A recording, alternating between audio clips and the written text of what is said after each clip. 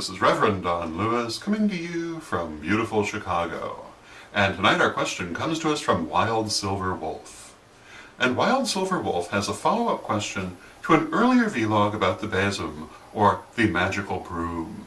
And in that vlog I had made the comment that many of the most stereotypical magical items, such as the cauldron and the broom and the magical blade, were also ordinary household items. And WyldSilverWolf asked whether this was because of the need to disguise magical items as ordinary items because of persecution of metaphysical beliefs. And my answer to this is that while that might have been true in later ages, and certainly is sometimes true today, historically we see these items having a magical significance long before any sort of persecution of metaphysical belief. In ancient Celtic mythology, for example, you see all kinds of magic cauldrons showing up in the legends. You see this also in Greek mythology, where, for example, the great sorceress Medea is shown doing spells involving cauldrons. And yet, the cauldron was the most ubiquitous cooking item in these cultures, and most cooking was done in a cauldron. Every house had one.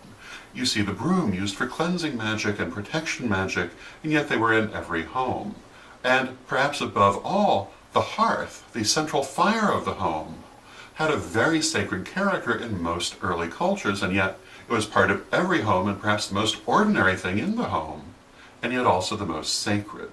And this is because people found the magical in the everyday. They found the sacred in their daily lives, and these two things were not separate.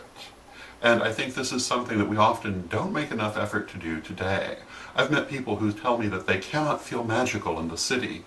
And I have to say to this that what you need to do is to look around you for the magic, not go somewhere else for it. Because if you're going somewhere else for it, you're finding it outside of yourself.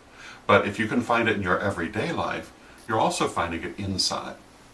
But I hope that this helps to answer your question. And until next time, may you blessed be.